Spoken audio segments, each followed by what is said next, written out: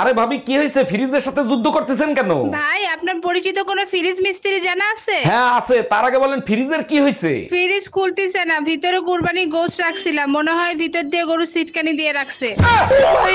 অনেক খিদা লাগছে, তাড়াতাড়ি খাইয়ে নি। তাড়াতাড়ি খাবার খায় শয়তানে, দোয়া পড়ে খাও, বরকত দিবে দ্বিগুণ। হি আল্লাহ, তুমি এত সুন্দর বউ দেছো, তোমাকে অনেক অনেক শুকরিয়া জানাই। খাবার দ্বিগুণ হবে, বউ দ্বিগুণ হবে না, তবে মায়ের দ্বিগুণ হতে পারে। কি বাজে অভ্যাসেরই তোমার। তোমার মন থেকে কি সব রসকস শুকিয়ে গেছে গা? সারাক্ষণ তুমি আমার লগে ঝাড়ি দিয়া দিয়া কথা কও। তোমার মুখ দিয়া কি কোনো ধরনের কোনো রোমান্টিক কথা আইয়ে না? সুন্দর কথা কইতে পারো না তুমি? যখনই ফোন করো তখনই ঝগড়া করো, যখনই ফোন করো তখনই ঝগড়া করো। তুমি যদি বেডি হইতা না, তোমার যে ঝগড়াটা খাইছিল দেখতা কয় বিয়া যে বন লাগতো তোমার। আচ্ছা, দুই একটা রোমান্টিক কথা কইতেও তো পারো নাকি? হ্যাঁ পারি, কিন্তু তুমি কি কখনো আমাকে সেই রোমান্টিক কথা বলার সুযোগটা দিচ্ছ? কখনো তো দিচ্ছ না। সারাদিন আমার উপরে শুধু জারির উপরে থাকো, কথায় কথায় জারি। আমিও জারি দিই, এখন তুমিও জারি। এই শোনো শোনো জারি, আমি দেই না, তুমি দাও জারি সারাক্ষণ। নিজে কাজ্জা কইরা এখন আমার উপর চাপাই দেয়।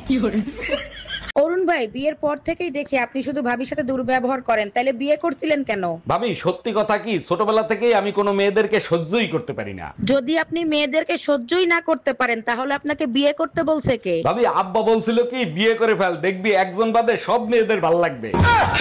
জানো সুমন ভাই বিয়ে করে নিয়ে আইছে, বউটা দেখতে অনেক মিষ্টি। এক মিনিট। হ্যালো সুমন ভাই, শুনলাম আপনার বউ নাকি অনেক মিষ্টি। আল্লাহ দিলে আপনাদের দোয়ায় অনেক মিষ্টি বউ পাইছি। ভাই আজকে আমার জন্মদিন, তা মিষ্টি মুখ করাবেন না? হক মাওলা, অরুণ বাবাকে কিছু দান করেন। বাবা মাফ করেন, পরে আসেন, আমি এখন কাজ করতেছি। মারে, কাজের ফাঁকে দান করলে জীবনে অনেক উন্নতি হবে। কথা বললে আপনার কানে যায় না?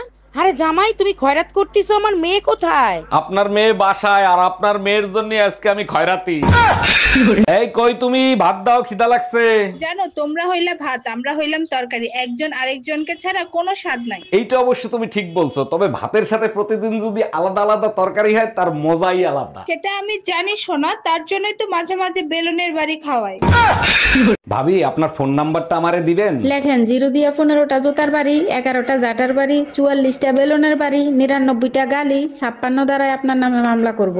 ঠিক আছে ভাবি, আমি সময় মতো হাজিরা দেব। এবার শিক্ষা হয়েছে, পাইছো টুম্পা ভাবির নাম্বার?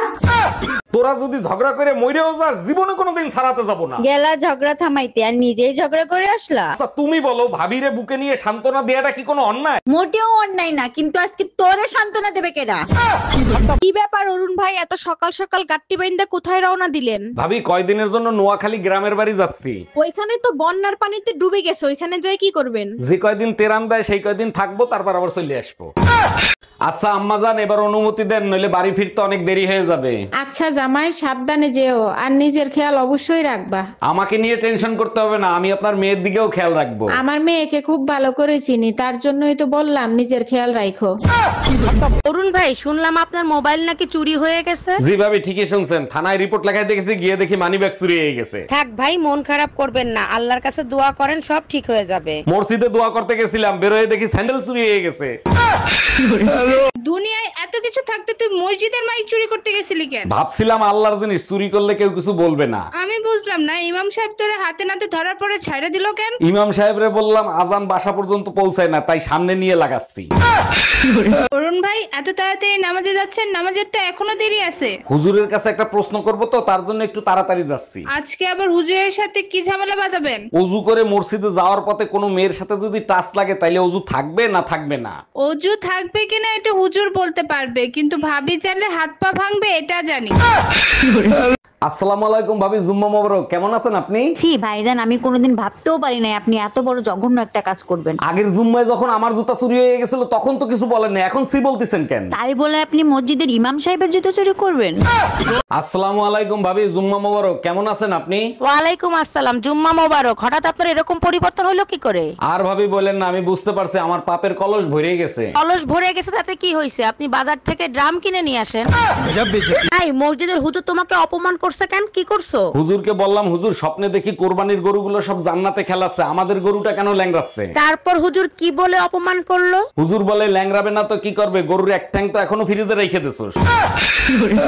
এই এই তোমার উপর রাগ হয়ে হুজুর নাকি মসজিদ ছেড়ে চলে যাচ্ছে, কি করছো তুমি? হুজুর বয়ান দেছে, আইসো একা যাইবা একা, কেউ সাথে থাকবে না। ঠিকই তো বলছে, হুজুর রাগ হয়ে চলে যাচ্ছে কেন সেইটা বলো। আমি শুধু বললাম হুজুর 2 জন ছাড়া কেউ আসে না আর 4 জন ছাড়া কেউ যায় না। এই আজকে হুজুরের সাথে কি নিয়ে তর্ক করে আসছো? হুজুর বলল বউকে ভালোবাসলে নাকি ঘরে জান্নাত আসে। ঠিকই তো বলছে, আর তুমি কি বলছো? আমি বললাম হুজুর অন্যের বউকে যদি ভালোবাসি তাইলে কি আসবে? হুজুর বলে তখন অ্যাম্বুলেন্স আসবে। হুজুর ভুল বলছে, অ্যাম্বুলেন্স আসবে না, মসজিদের খাটলা আসবে। কি ব্যাপার আজকে এত তাড়াতাড়ি চলে আসলে? স্কুল কি তাড়াতাড়ি ছুটি দিছে নাকি? এই তোমার ছেলে স্কুলে আজকে কি কাজ করছে জানো? দেখো ছেলে শুধু আমার একার না, আমাদের। এবার বলো ছেলে কি করছে? ওর কাছে জিজ্ঞেস করছে তোমার বাবা কি করে, ও বলে মায়ের কাছে মার খাওয়ার কাজ করে। এই শুনছো, পায়েস খাইতে ইচ্ছা করতেছে, একটু পায়েস খাওয়াবা? অবশ্যই খাবো, চিনি শেষ হয়ে গেছে, চিনি নিয়ে আসো। এগুলো কি বলো তুমি? সকালে না 2 কেজি চিনি আনলাম, শেষ হলো কি করে? তুমিই তো বলছিলে বাইরে থেকে কিছু নিয়ে আসলে ধুয়ে ব্যবহার করতে, চিনি ধুলে কতটুক থাকে। এই ঘরে এসি লাগাইছো, টাকা পাইছো কোথায়? আমার কাছে 1000 টাকা ছিল, সেই টাকা দিয়ে কিস্তিতে এসি লাগাইছি। বাকি টাকা কি তোর বাপের বাড়ি দিয়ে এনে দিবি? আমি 1 টাকাও দিতে পারবো না। 3 মাস কিস্তি না দিলে এসি খুলে নিয়ে যাবে, গরমের 3 মাস চলে গেলে এসি দিয়ে কি করব? হ্যালো, 1 মাস হয়ে গেছে বাপের বাড়ি রেখে গেছো, এর ভিতরে একটা ফোন দেওয়া জরুরি মনে করলা না? আমার কি পাগলে কামড়াইছে? মৌমাছির চাকে ইটা মারবো? বাজে কথা বলবা না, আমি যদি এর ভিতর মরে যাইতাম তাইলে কি হইতো? কেন, আমি কি তোমাদের গোরস্থানের চাবি নিয়ে আইছি? কি ব্যাপার আজকে এত তাড়াতাড়ি চলে আসলে? স্কুল কি তাড়াতাড়ি ছুটি দিছে নাকি? এই তোমার ছেলে স্কুলে আজকে কি কাজ করছে জানো? দেখো ছেলে শুধু আমার একার না, আমাদের। এবার বলো ছেলে কি করছে? ওর কাছে জিজ্ঞেস করছে তোমার বাবা কি করে, ও বলে মায়ের কাছে মার খাওয়ার কাজ করে। পাল ফালাইতে চশমা নেছস, যদি খাবারের ভিতরে চুল পাই? আরে অরুণ ভাই কি হইছে, ভাবিরে বকাঝকা করতেছেন কেন? আর ভাবি বললেন না, প্রতিদিন খাবারের ভিতরে চুল পাই। কেন ভাই, ভাবি চশমা পরে রান্না করে না? চশমা পরে রান্না করে না, চশমা পরে মোবাইল দেখে।